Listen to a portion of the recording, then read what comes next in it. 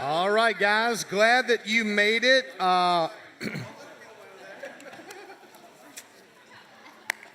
All righty, welcome to week number 6 of Good Marriages Don't Just Happen.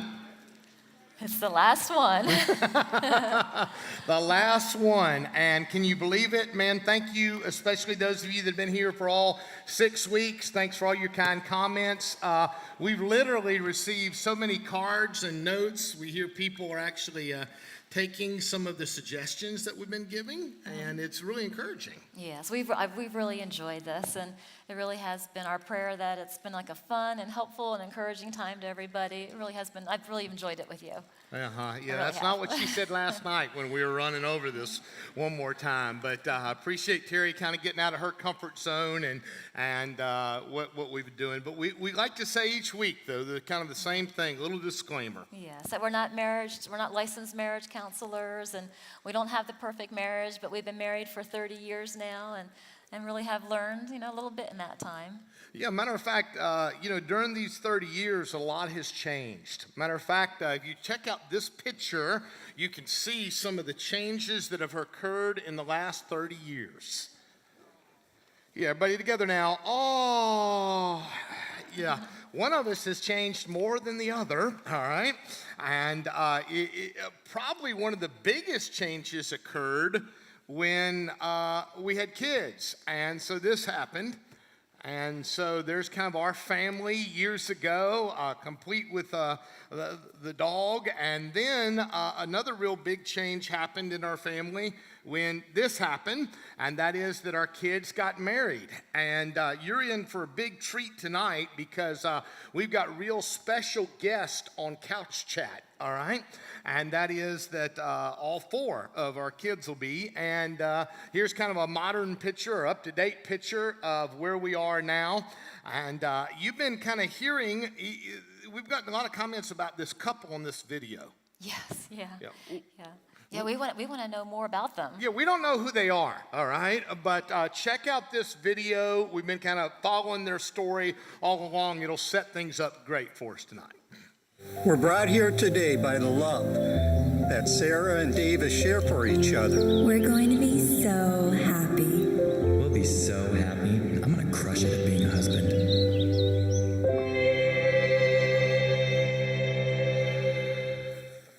Happy anniversary, babe. Great idea coming here. It's been an amazing year. It sure has. Wait, you do gifts on your anniversary? Why did nobody tell me this? Did he forget my gift? Quick, say something. I also ordered you a gift. It has not gotten here yet. I have a feeling I know what it is. I mean, I've been hinting pretty heavily. Absolutely no idea. So, there's been something I've been wanting to talk to you about. Uh-oh. She caught me using the decorative soaps again. Have you, thought about us having a baby? Kids, we just got married. Are you serious? I can't create a human. Yep, he's totally freaking out right now.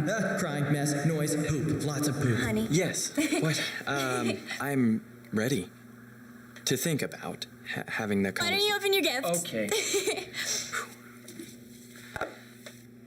What? We made a baby.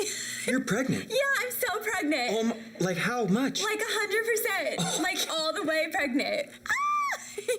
It's gonna be a boy. He's gonna be awesome. He's gonna play football. It's gonna be a girl. She's gonna be my best friend. I'm gonna teach him how to build stuff, She's gonna do ballet, throw stuff, shopping, break stuff, theater, burn stuff. mommy's little princess. He's gonna be my little buddy.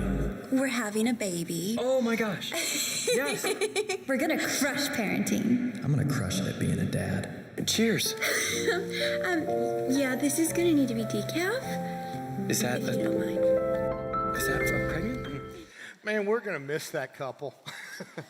And hey, we took a poll when you came in, and so why don't we see if we got the results of the poll. Our question was the ideal size of my immediate family, and you voted.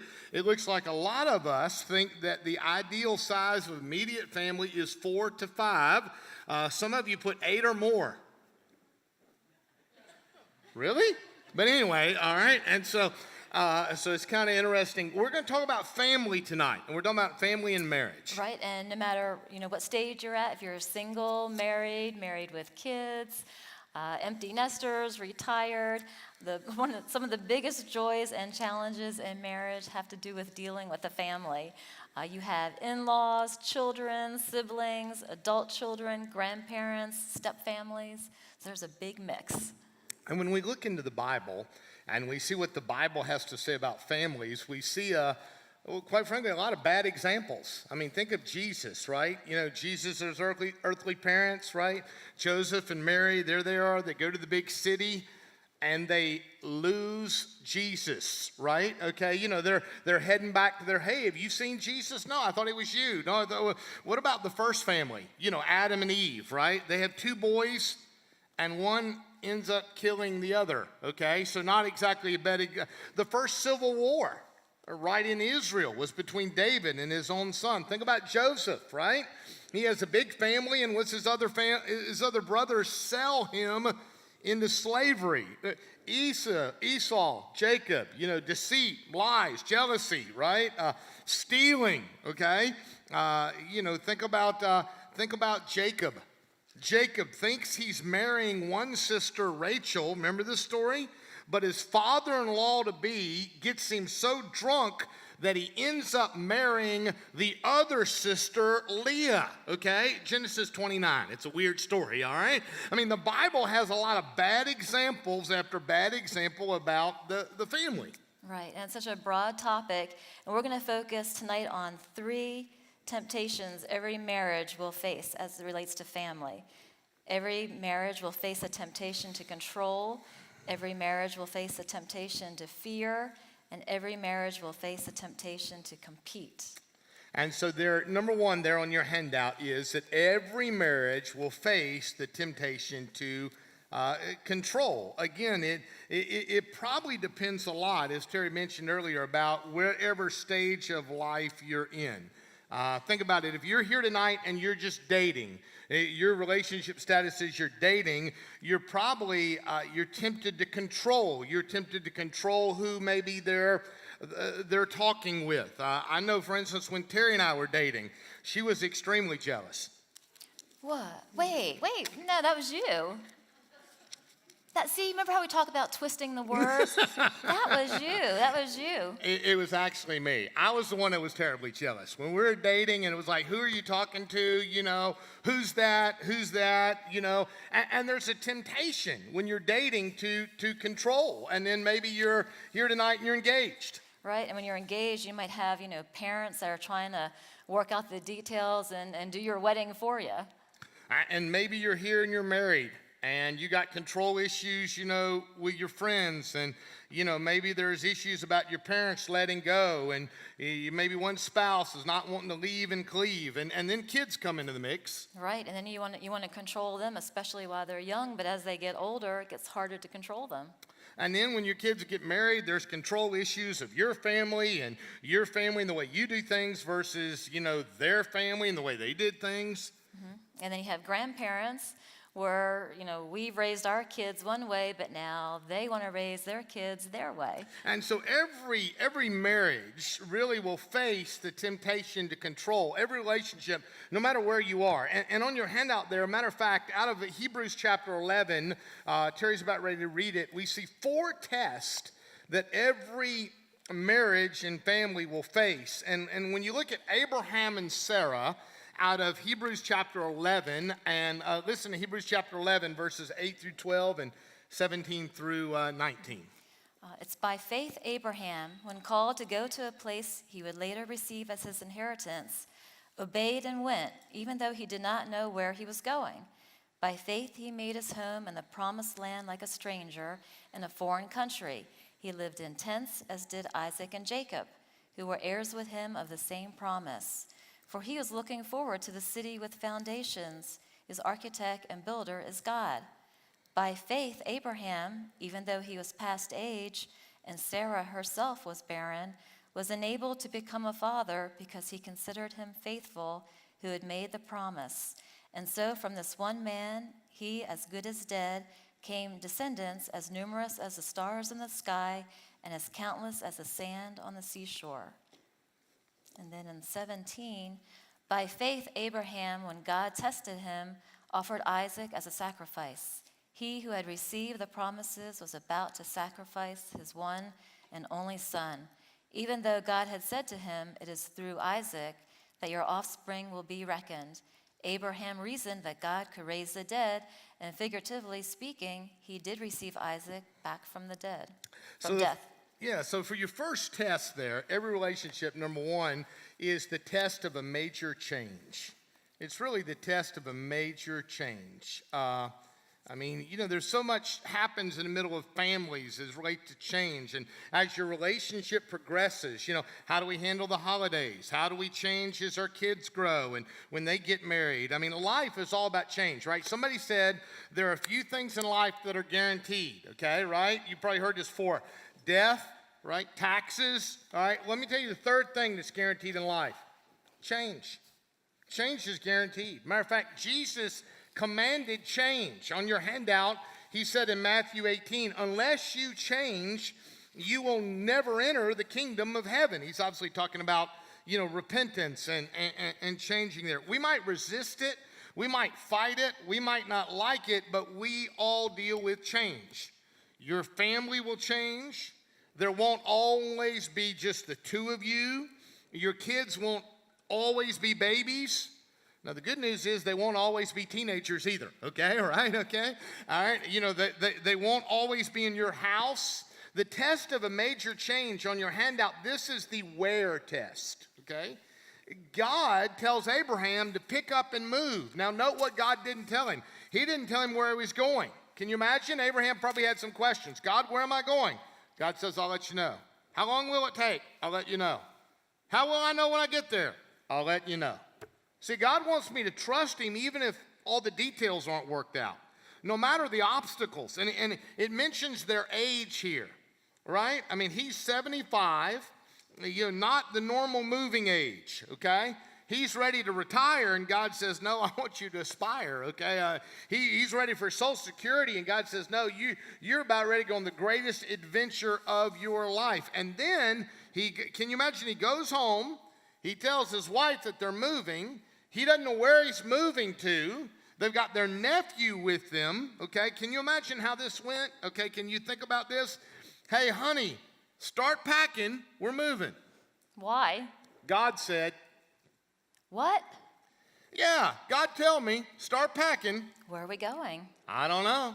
You don't know. Well, God will let us know.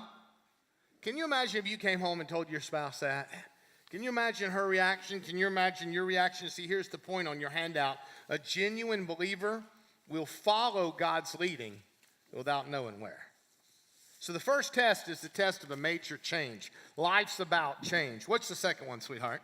It's the test of delay, and this is the when test. Yeah, God promised Abraham, move, and I'll give you the land of Israel. The problem is, 100 years later, he's still not settled. Verse 9, he's living in tents. 2 generations have gone by, Isaac and Jacob. He's still, verse 9, living like a stranger in a foreign country. Can you imagine? He had to start his prayer time the same way. God, when? God, when am I going to get the land? God, when are you going to fulfill your promise? God, when are you going to answer my prayer? And these are the type of questions you might be asking. God, when are you going to send somebody into my life? When are we going to get pregnant? When is he going to stop, or when is she going to start? Just whatever.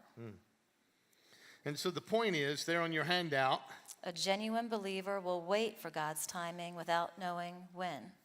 Of all the things we try to control, time and issues of time are on the top of it. The Bible, time and time again, we put a lot of references there. It talks about waiting on the Lord. That might be you tonight. When is he going to pop the question? When are things going to get better in our marriage? When am I going to get married? Or maybe when is my divorce going to be final? When am I going to be able to spend time with our family? When am I going to see the grandkids? The test of delay.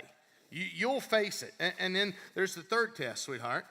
And that's the test of an impossible situation. And this is the how test. How? Think about it. God changes Abraham's name from Abram, which meant God is exalted father, to Abraham, father of many. Can you imagine if you got a name like Father of Many, what's the logical question people are going to ask you? How many kids you got? None. What? But your name means Father of Many. Yeah, I know. Why not? And he's 99. Sarah, Genesis 18 puts it this way, is well advanced in years and past the age of childbearing, right? She finds out she's pregnant.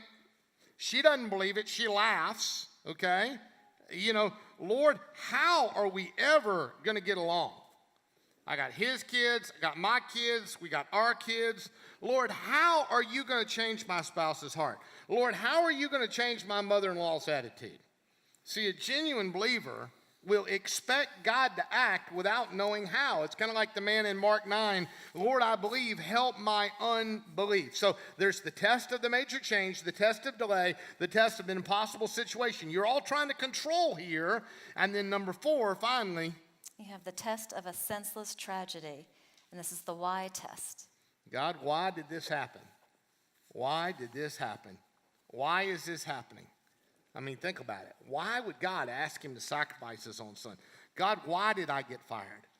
God, why did my spouse treat me like that? God, why did I have a miscarriage? God, why did my spouse have an affair? God, why are my in-laws so unfair? God, why don't they understand that she's our child? You know, some people say that we should never ask God why, but over 500 times in the Bible, people ask God why. You know, God, why are you so far off? That's why I love the Psalms. God, why have you rejected me? God, why have you forsaken me? You see, on your handout, a genuine believer will trust God without knowing why. Although there's nothing wrong with asking God why, as long as I trust him. So when I think of the temptation, it's the temptation to control, and every marriage will face the test of a major change, of delay, of an impossible situation, of a senseless tragedy. And then B, if you figured out all the wheres, whens, hows, and whys of life, you're not living by faith. So the first temptation is the temptation to control. You know what the second temptation is? And that is the temptation number 2 is to fear. Right, and you might be asking like these type of questions with the fear. You might have fear, will you be accepted into your in-laws family or your step family? Will you be needed once the kids leave home? There might be fear that we won't be able to get together for the holidays or special occasions. Or you might fear that, well, maybe they're going to have more fun at the other family's house, or they're going to give better gifts. Or you might have the fear of those unmet expectations or dreams. And then you might have the fear, will the parents respect me as I get older, or the kids respect me as I get older? And so we've got a cute little video to go along with that. All right, so what's that? Let's cut to the chase. Mom, where were you the night of August 24th? You sent Annabeth over to my house for the night. Exactly. So explain this. There's a Snickers and a Reese cup. She loves those. It's sugar. And according to section 14-2 of Mom's rulebook, there's a strict ban on sugar in this house. But sweetie, we weren't at your house. So you want to play that game? All right, Mom. Tell me, what was my bedtime when I was Annabeth's age? 9 o'clock. Uh-huh. Now, can you read the timestamp for me on this selfie? You know I can't read without my glasses. 10:30 p.m. You can't believe everything you see on the internet. You posted this on your own Facebook. I don't see what the problem is. I'm her grandma. It's my job to spoil her. That's it. Kevin!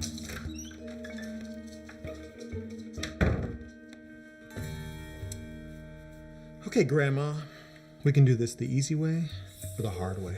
I brought you some chocolate chip cookies. They're on the counter. Cookies? Awesome. Make sure Annabeth gets some. They're her favorite. No, no! Mom, you leave me no choice. If you're going to watch Annabeth, then you have to follow our rules. That means no sugar. It means be in bed by 9. It means eating what everyone else eats for dinner and no more than an hour of TV. And are you even listening to me right now? Look at this. Do you think Annabeth would like this? Yes, she would look adorable in that. I know. That's why I bought it. Now, if you'll please excuse me, I have promised Annabeth to go get ice cream. Annabeth! Sweetie, it's time for ice cream.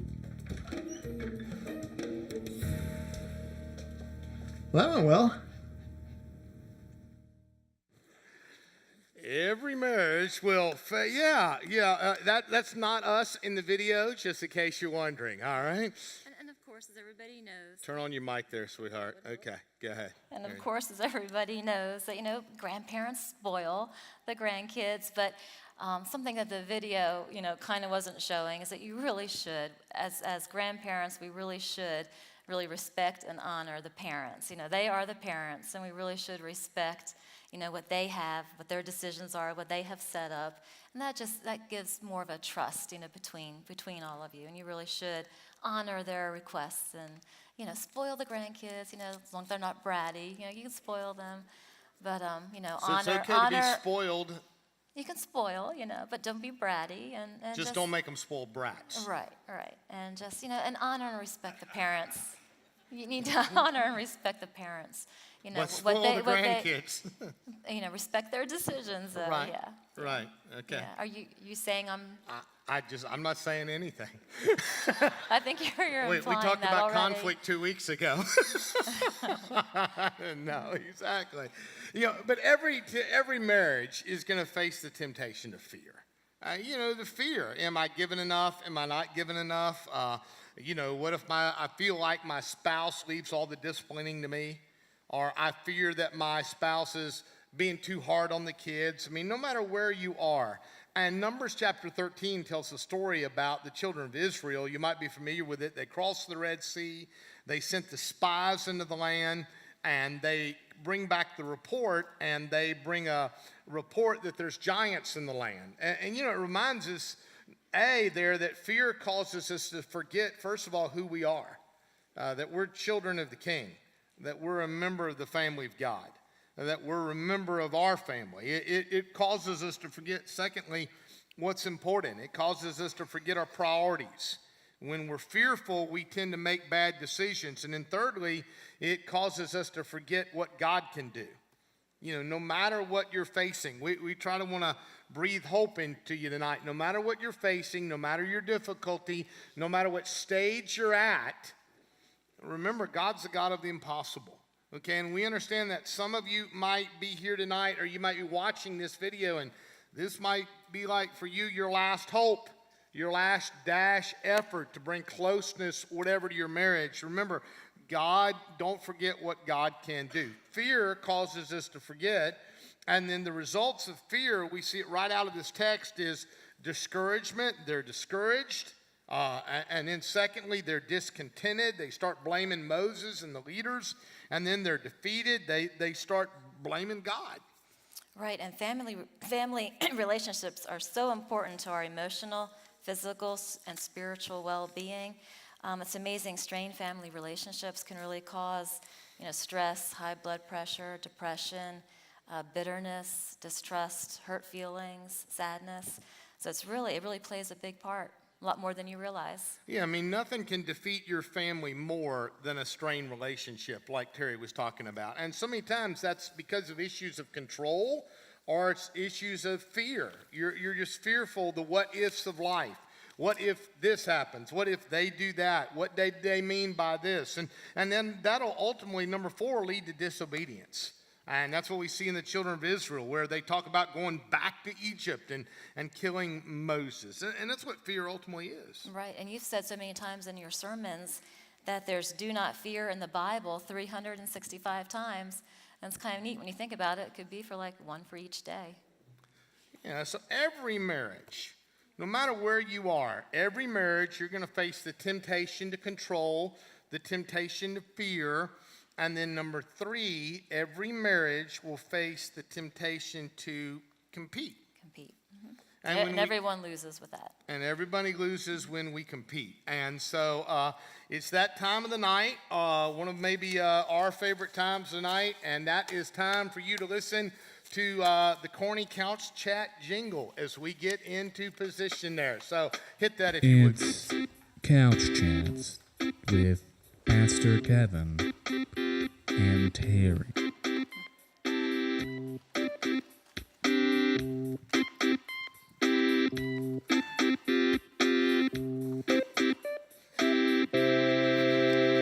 Hey, well, you guys are in for a big treat tonight, and that is we're so excited that our guest on Couch Chat are, our son Brent and his wife Bethany, and then our daughter Ashley and her husband Jordan. And so we're excited about that, all right? We were wondering how all this was going to fit on the couch, okay? And a lot of you may or may not know that Brent and Ashley grew up at Fincastle Baptist. And so they grew up here at the church. Both were baptized here at the church, and I know some of you that are watching this are out there might remember the day when. You know, I remember when. Brent now, a lot of you remember when he surrendered the ministry, and he was a youth pastor down in Houston, Texas for 2.5 years, and now he's been back here in the Roanoke Valley, and he's on staff at First Baptist Church of Roanoke. And so, Brent, what do you do at First Baptist Church of Roanoke? Yeah, I'm the minister to young adults there at First Baptist Roanoke. Also, that's my new favorite song, by the way. I just want to throw that out there. And so, Brent, you kind of lead a service called Kainos on what night? Yep, that's Tuesday nights. And so basically, Brent preaches at a service called Kainos. Bethany has a photography business and is going to be doing some other things real soon. So, how do you guys meet, Bethany? Come on, tell us the story here real quick. How do you meet? How long you been married? All those kind of good things. Do you know how long we've been married? Yes, I do. Like to the month, to the day? Not to the day. I think 3.5 years. 3.5 years we've been married. We met at Liberty University when I was working for Department of Spiritual Programs, and Brent was in just a similar office, and we were both part-time employees, and by the end of the semester we had just worked out our hours, so we were always there at the same time. And the rest is history. Okay, so you've been married 3.5 years, and so it's you two, and who else is in your family? Yes, Our dogs. absolutely. We love them. We have a border. Go for it. He loves them. I love talking about them, so I will right now. We have Piper and Lucy, and Piper is a 2-year-old border collie, and Lucy is a 1-year-old Cavalier King Charles Spaniel, and they are fantastic, and we love them with all of our hearts and souls and minds and And strengths. if you follow them on social media, you'll see a bunch of pictures about the dogs. Just saying, all right? And Bethany, tell us about your family. Like, what do your parents do? Yeah, how many siblings absolutely. do you have? Were they married before you, after you? So I grew up in a military family, and so my dad has been in the Air Force, and he still works with them. He still does a lot of TDYs, just miniature deployments. And my mom is a dental hygienist, and so I have one older sister. Her name's Jessica. She's also married. She got married about 1.5 years after we did, and she lives up in Boston with her husband. All right, so Ashley, tell everybody, remind everybody where you and Jordan met and kind of, how long y'all been married. Kind of give us a story. Check, 1, 2. Okay. Just making sure you guys were awake back there. I'm not used to being in front of all you guys or anything. Has anybody not heard the story of how Ashley and I met? Okay, all right. Well, okay, that's more than... Wow, Look at that. All right, here we go. So basically, we were both in a worship class at Liberty University, and within this class, we had to form ministry teams. And so I saw her the first day of class in there, and she was wearing red lipstick, the iconic red lipstick. And I saw her kind of back there in the back row, and I was on the front row. And she actually kind of came after me. She approached me, if I remember it correctly. I mean, it was a long time ago, but she approached me and was like, "Hey, I want to be on your team." And I was like, "All right, let's do this thing. Come on. What instrument do you play?" And she said, "Acoustic guitar and sing." And I was like, "Well, I do the same thing." So It usually doesn't work together, but I was like, hey, we'll work it out. It'll be good. And so that's basically how we met. And then anything you want to add to that? How long have you guys been married? Do you know to the day? Basically 3.5 years. We'll say 3.5 years. And then Jordan, you tell us about your family. You know, what do your parents do, and how many brothers and sisters do you have, and anybody married besides you? Man, I guess I just get to talk the whole time. Huh? No, I have 3 brothers, 1 older brother, 2 younger brothers, and I have 1 younger sister as well. And I grew up in a Christian home. My dad was in full-time ministry from the time I could remember, and still currently is. He's a worship pastor of a large church in Asheville, North Carolina, and so still serving faithfully, and I'm thankful to have been able to see him and see him grow, and he was able to instill in me kind of the character and what ministry looks like on a day-to-day basis, and so I'm extremely thankful for that. So for all 4 of you guys, what has been some of the, trickier things you've had to navigate as it relates to family and marriage? You got obviously us being in ministry, both of you guys being in ministry. How's all that work? How, anybody just jump in there. I mean, our in-laws are pretty tough. Just kidding. I am just kidding. You want to speak to this? Sure. I literally hate this, just so everybody is aware. This is a lot different than singing. It's easier to get up here and sing, is what you're Way easier. Way easier. Okay, sorry, I don't even know. What's a microphone? Okay. Where are we? Trickier things in marriage. I think for us, the hardest thing has just been trying to figure out time, how we divide up where we're going to spend our time, how do holidays work, how do we use our vacation days, just all of that. I think has been our biggest thing that we've run into. Ours is really similar to that, actually. We didn't talk about this beforehand, so we're surprised. Ours is very similar on a slightly different level. We were talking about time with each other and prioritizing. We'll go days. I mean, when you guys get this, when you love what you do and you love your ministry, you can go from event to event, from discipleship to class to Bible study, and then all of a sudden we'll look at each other and I'm like, oh my gosh, I feel like I haven't seen you since 5 days ago, even though we live under the same roof. And so I think one of the trickiest things has been learning to say no to certain good things so that we can make time for each other, even when that doesn't make sense of, we'd really like to attend this, or we'd really like to participate in this, still prioritizing each other in our marriage. And so did you see that modeled growing up? How did maybe your folks do that growing up? Yeah, so my parents, we just always knew Thursday night was date night. And so there were no other plans. It was, I'm taking your mom out on a date, so see you guys. Have fun. And then what about, with all 4 of you, what's been some of the good things about family and marriage? There's so many to choose from. Oh, yeah. Where do we even start? I just need to figure out which one of we talked about this. Do you want to answer it? Sure. Okay, cool. So I love you. I love you too. One of the best things and one of the best things about life and family and marriage is having a partner, for us especially, a partner, a companion, someone who we can do life with. And then also for us, I know that this is kind of maybe unique to us up here, but someone to do ministry as well with, that's been pretty special and pretty exciting. And so we've been really thankful for that. That takes the cake. That's the best thing, having a partner, having someone by your side, in your corner, on your team. Because, you need that. You need that. Okay, I feel like we kind of took this question as if you meant what is the best thing about adding families? So I don't know if that's take it that way. Okay. Yeah, good. Take it that way. I think, and obviously this is not everybody's situation, so we totally recognize that.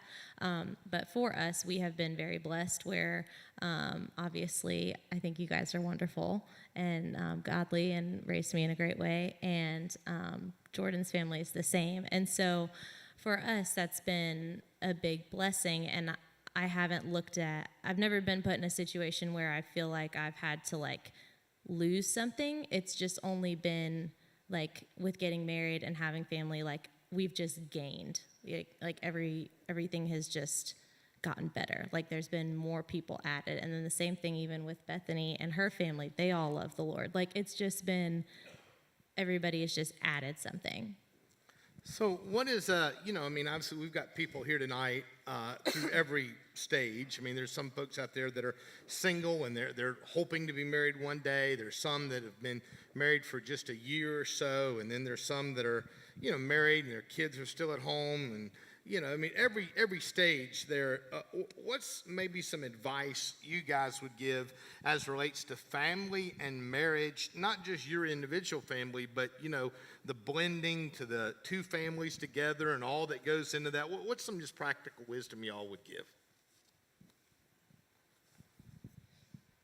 Ashley has a really good answer for that question. So I'm going to let her speak to it in just a second. But basically, I would say you're not always going to please everybody in every situation. There's always going to be a time where you let somebody down. There's always going to be a time where somebody's preferences weren't met. But making sure that you and your spouse are always on the same page and not allowing any of that to divide you guys. Because at the end of the day, if you guys are on the same page, then everything else is going to fall into place. And Ashley can talk to that if you want to, or no. Your call. She says I said it all. We're good. I think I would echo that. Number one, I think that's absolutely fantastically true. And then number two, I would say one of the most important things is to make sure that no matter what, Jesus is the center of your relationship. We try to pray together every night before we go to bed. That doesn't always happen, but that is what we try to do and strive for, and not being afraid to dive into some of those deeper conversations when it comes to faith and our relationship with Jesus. And we try to be really open and share, like, this is what I'm dealing with right now. This is what I'm struggling with right now. This is where I'm at in my walk with God, or I feel really close to him right now. I feel really far from him right now, and this is why. And so we try to be really open and transparent when it comes to that. We really can only speak to a very short portion of people based on our experience, because we've been married 3.5 years, which is not forever. That's not a long time at all. And we don't have kids yet, unlike Ashley and Jordan. So we just have fur babies. So, we're very much still figuring this out.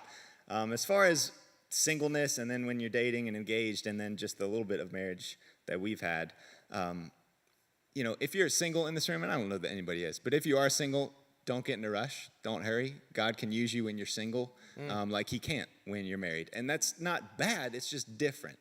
God can use you when you're single in such an incredible way and a powerful way, because you are wholly devoted to the Lord. And God, in dating, I think can bring a lot of clarity to what he wants to do with your life. So dating is a great stage. Engaged is really interesting.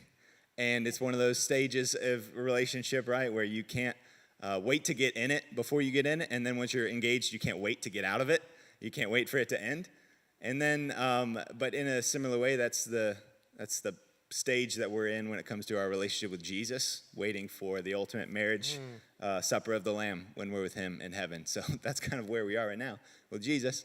And then marriage, obviously you've spent the past 5 weeks talking about that, so I won't dive into that too much. And I don't know if you can tell, but I am a preacher, so I talk a lot. And that's why I'm going for it right now, right? We actually just did a series on relationships a couple of weeks ago, so this is kind of fresh in my mind. And so I was like, yeah, I'm just going for it. That is super. Well, we really appreciate the four of these guys taking the time and being our guest on Couch Chats tonight. So give them a big hand. Thank you, guys. Appreciate that. It's Couch Chats with Pastor Kevin and Terry.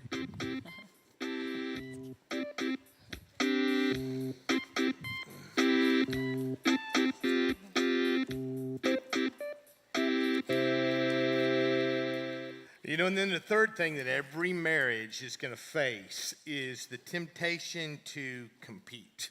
Really, there's a temptation to compete. And there's some things that we need to decrease in our family. Competition in and of itself is maybe not bad. You might think, well, that's the American way, right?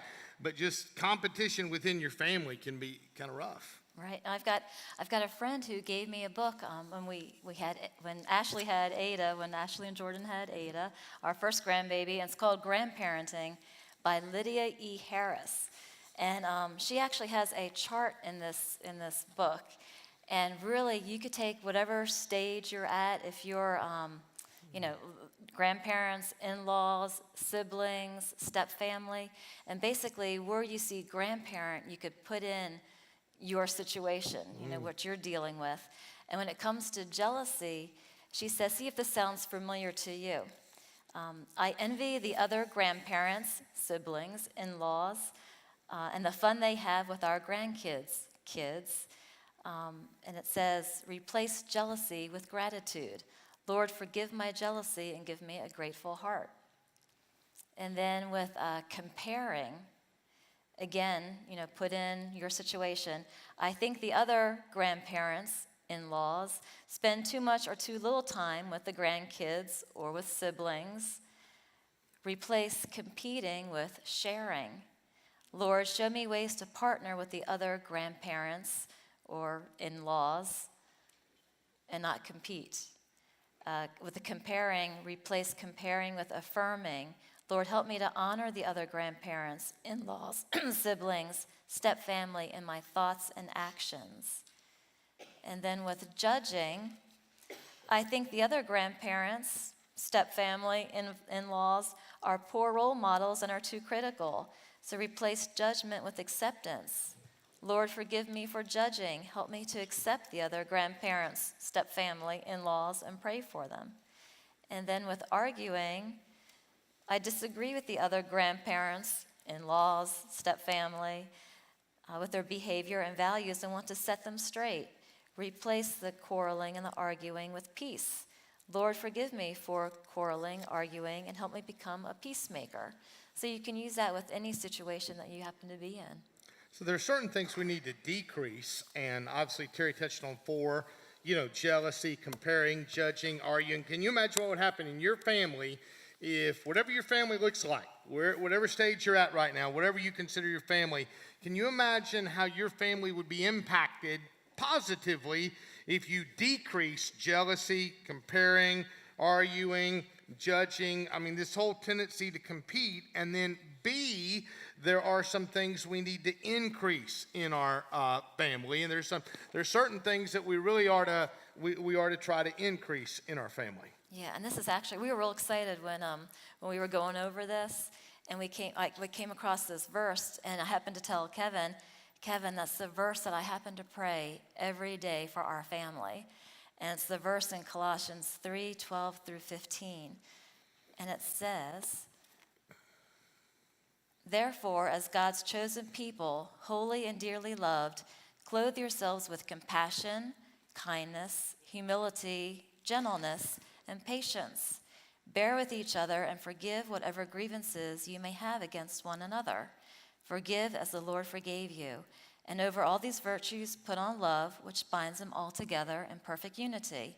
Let the peace of Christ rule in your hearts, since as members of one body you were called to peace, and be thankful. And that's that verse. Like I said, I pray that verse every day for my family. It was really neat when we were talking, and I was like, oh, wow, Kevin, that's the same verse that I pray every day. So what should we increase? Well, that passage kind of mentions 4 things. Number 1, we should increase our commitment. In verse 12, it talks about clothing yourself with some things, being committed, right? We talked about this a lot in week 1. We talked about the 6 vows. The vow of purity, the vow of priority, the vow of pursuit. Remember, if you think of something good, say it. If you think of something special, do it. If you want something different, be it, right? We talked about the vow of partnership. We talked about the vow of purity. On your handout, remember we said if the grass looks greener somewhere else, water your own grass, right? I mean, we've talked about that before. And then we talked about the vow of prayer. We challenged you in week 1. We suggested a book. There's a couple of them left there in the back. Nightlight, a little couples devotional. Brent mentioned it. Every night we challenge you. Remember that 3-minute prayer every night. It's not the time to pray for the missionaries, it's not the time to pray for the pastor. Just there's something powerful about praying for your spouse. And man, if you could do that out loud, remember we said it's something we hadn't always done, but man, that is one key. If you want one takeaway, we talked about that, and then we talked about the vow of permanence. Mm-hmm. And Elizabeth George, she wrote, "Your legacy will be left behind in your children and grandchildren. Your faithfulness in cultivating your marriage will have created a model of what a godly marriage looks like, a priceless legacy to pass on to all members of your family." So we need to increase commitment no matter where you are. It doesn't matter if you've been married for 50 years, okay? No matter where you are in your relationship, remember, we can always increase our commitment. Number 2, we talked about communication. Verse 13 talks about that very clearly. It talks about bearing with one another, forgiving one another as the Lord forgave you. And we talked about in week 2 our proper listening habits. Focus on what is being said rather than how you feel about what's being said. Focus on the way it's said rather than the words only. Focus on questions rather than indictments. Focus on understanding rather than judgment. And remember we talked about some questions. Are you telling me? What did you mean when you said?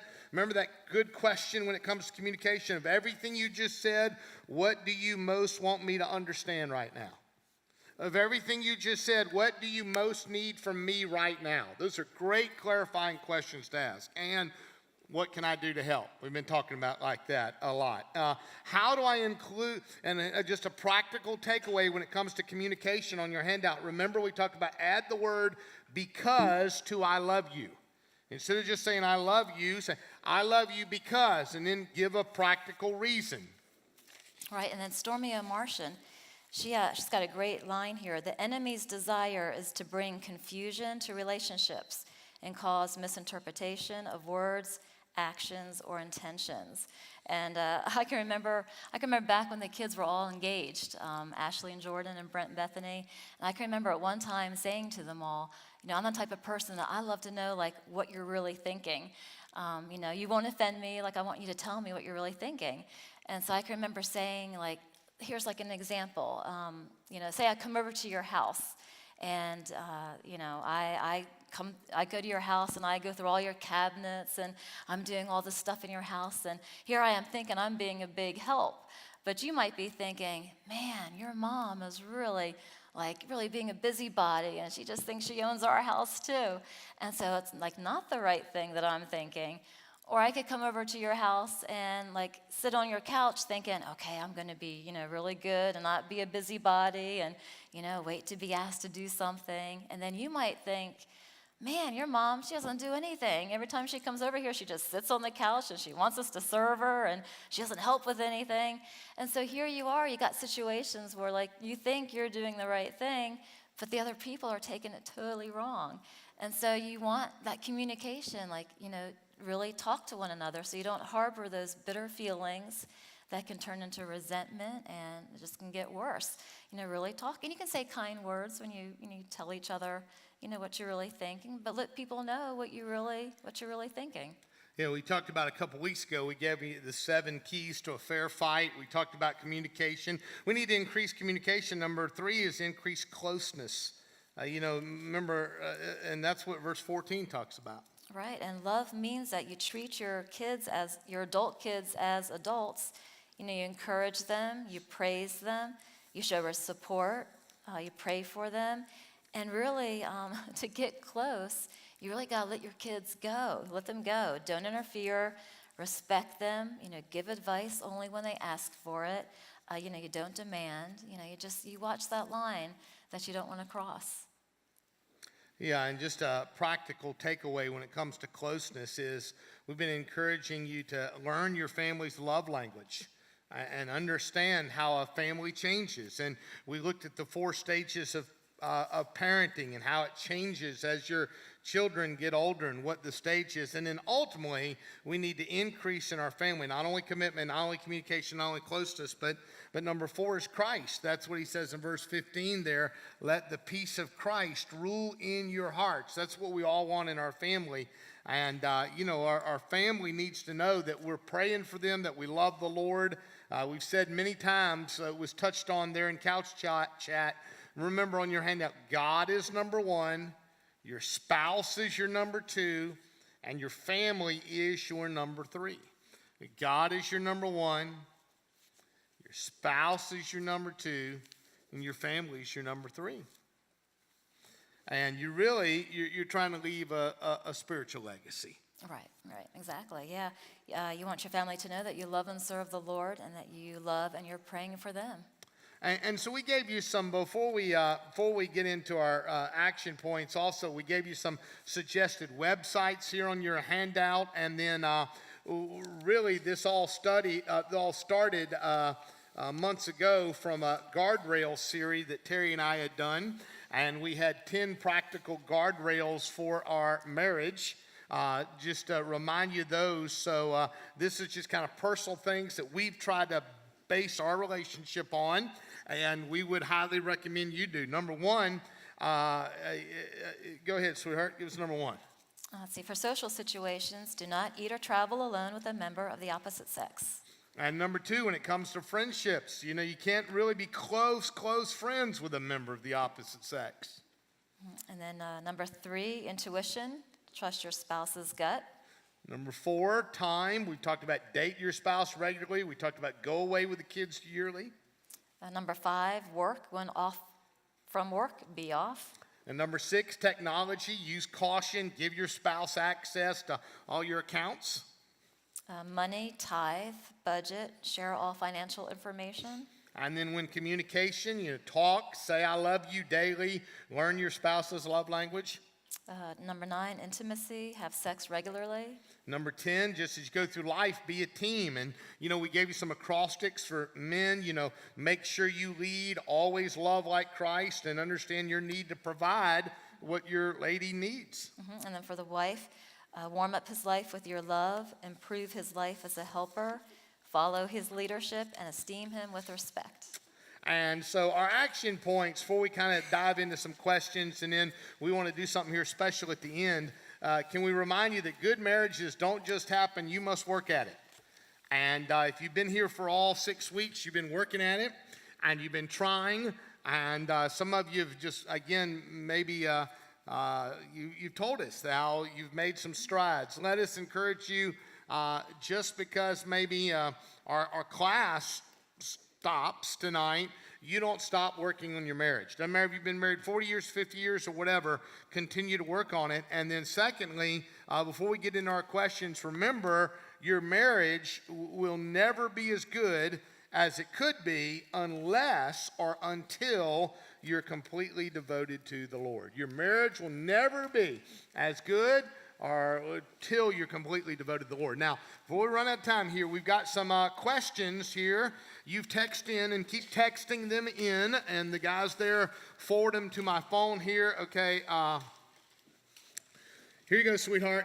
What is the best way to decide whose family to spend the holidays or time with? Well, that's a hot button one. That's a big topic. Rock, paper, scissors. What do you recommend? Well, I think whoever cooks the best. Well, I think like every family looks different, and it's going to change every year because you're going to have, there's so many things that are in that mix. Somebody might pass away. You might add a new family member. You might have a new baby. Job change, house change. What's your favorite? favorite? It's always changing. So just make it a point to be able to spend time, make those memories. Be fair, share. That's kind of a little quote you always hear. Be fair, share, and just spend some time together. It might be before the holidays, after the holidays, maybe not on the exact date, but just make some time. That you spend together and make memories. Build memories. That's one thing Terry did. Even when our kids were little, because she kept track of this. I was trying to remember, where did we go for Thanksgiving last year? And, guys, you understand, right? And, she remembered, okay, we did Thanksgiving here, so we need to do Christmas there. Okay, so we did here. She kept track of all of this to kind of, and I give her credit, she really, that word, be fair and share. But it always looks different for different families. But that also might, be that might flexible. not work, right? Be flexible, and that might not work for some family situations. Which leads nicely into question 2. Whose family should spend more time if one family is difficult?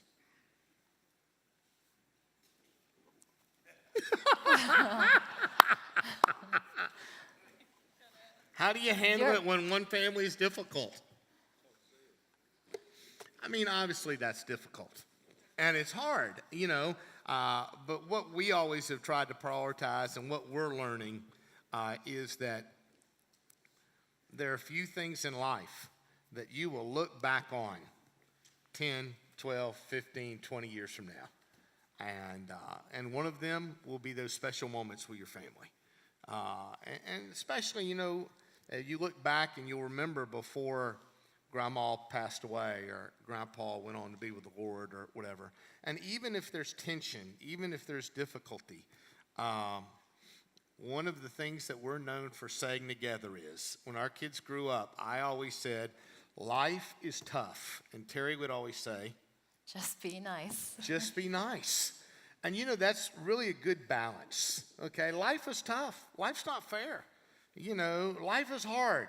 But in spite of life being hard, right, you can still be nice. Just be nice. In all situations. And so even if, the in-laws are difficult to deal with, or that family's hard, or they don't understand, it kind of gets back to that old golden rule thing that Jesus taught us, and you set the example. You go the extra mile. All those things that, the Father mentioned us to say. What's the best way to decide? Okay, we talked about that. Okay. How do you balance time alone and time with the children? We've talked about this before. We've talked about, we even mentioned it tonight, your priorities. We mentioned it during the couch chat. You got to get that calendar out. Go ahead. And you just have to, always look and make sure you've got that time on the calendar, for your family, for your spouse. I think the truth. And you really try to stick with it as much as you can. The truth is we do what's important to us. You're here tonight because this is important to you. You're here tonight because it's important. Life's about choices, and we tend to do what's important to us. And if it's important to us to have a date with our spouse, we'll make it happen. We will. We most, by and large, we tend to do what's important to us. It really comes down to keeping my priorities in order. It's not so much knowledge as I've just got to do it. And I might have to juggle some things around or whatever, but I need to put time on my calendar so I can go away with just us, so I can schedule a vacation or whatever. The next one. What does Scripture say about a child that has walked away from the Lord? How should we deal with it? I mean, we covered an entire sermon we preached, I think it was 2 or 3 weeks ago on Sunday morning in our companion series, Good Families Don't Just Happen. I'd encourage you to get online and check out that sermon. We talked about, what do I do when good kids rebel? And it was the story of the prodigal son. We refer to it that way, but really in that message we talked about, really it's the story of the prodigal parent. And we talked about how he let them go. He didn't try to hang on. He enabled him. He let him hit bottom. But then when he returned, he welcomed them with open arms. So we'd encourage you to check out that. Now, we wanted to kind of wrap it up tonight. We saw this somewhere, a pastor friend and his wife did something similar. And it was a book that they did. It's If I Only Knew. And we just kind of wanted to read some sections about that verse before we pray and kind of wrap things up tonight. It kind of just summarizes really everything we've wanted to kind of touch on these 6 weeks. Okay, it's if I only knew. If I only knew I would never hear your voice again, I would cherish your every word, every inflection of your voice. If I only knew this was our last hug, I would hold you tight and hope to never let you go. If I only knew this was the last time, the very last time I would see you, I would take the time to treasure everything about you. If I only knew I had the chance to pray with you one more time, I would take your hands and welcome God's presence to surround us. If I only knew tomorrow was not coming, I would ask you to please forgive me for any wrong that I may have done to you. If I only knew this was our final kiss, I would use it to tell you that you are the love of my life. If I only knew I would never share another day with you, I would make the most of every second. If I only knew this was the last gift I could give you, I would surprise you with something that says nothing compares with you. If only I knew that miracles do happen, I would cling to God with all my heart and soul. If only I knew my choices, however small and seemingly insignificant, were taking me away from you, I would turn around and run to you. If only I knew your hand would never hold mine again, I would wish this moment would never end. If only I knew my voice was about to go silent, my words to you would be punctuated with I love yous. If only I knew that a break in our relationship might go unresolved, I would do everything within my power to mend it. If only I knew that success is never measured in dollars or positions, I would have treasured the things that last forever. If only I knew our phone call was the last we ever had, I would speak only loving words. If only I knew I was about to lose your smile, I would thank you for all the joy you've brought to my life. If only I knew that sticking with it is a way of life, I would have learned more from my failures and setbacks. If only I knew that something so stupid and wrong would hurt you so badly, I would take a stand and never let it happen again. If only I knew this was our last walk, I would try to express my feelings for you, even though my words have always been inadequate. If only I knew I could never tuck you into bed again, I would cuddle you tight, refuse to rush, and enjoy the wonder of just being with you. If only I knew my days were coming to an end, I would number them more carefully, one by one, and ask God to help me make the best use of my time, because the days are far too fleeting. When we pray. You know, as we get ready to end tonight, we'd be remiss if we didn't give you an opportunity to make sure and to remind you that the most important relationship is not a marriage relationship, but it's your individual relationship with Jesus. And just like good marriages don't just happen, getting to heaven doesn't just happen. You must be intentional. And you've been intentional through this study. Where are you with the Lord? Do you have a relationship with Him? If not, today could be your day. Just right where you are, just call out to Him silently. Say, Lord, come into my heart, my life. Forgive me. I've broken your law. I've sinned. I believe that Jesus died, was buried, and rose from the dead. God, I don't understand it all, but I just know I need you in my life. Make me a Christian right now. Have you ever done that? Have you ever settled that once for all? And if so, maybe you've wandered from God. You know, the Bible says in Isaiah, with open arms, I welcome you back. No matter where you are with Jesus, no matter where you've been, no matter what you've done, His grace is sufficient. And then, in the context of marriage, if you're here tonight and you're single, would you just for a minute just pray? Pray that God would give you patience. God would help you to be satisfied totally with Him. Because only until that happens, only then will He maybe bring someone across your path. And if your heart's desire is to be married again one day, right now, just pray for your future spouse. If you are married, you're about to be married, you're engaged, just right now, just lift them up before the Father. Ask God to bless them, to meet their needs. And then as we close, Lord, I just pray that you'd help these that are here to continue to work on their marriage. That no matter how good they might have it, that they might continue, Lord, to draw closer to you, and as a byproduct, draw closer to one another. Thank you for our study tonight. Thank you for the time together. And God, I pray for families here. I pray that you would bless them, and as we go through changes, that you would draw these families even closer together.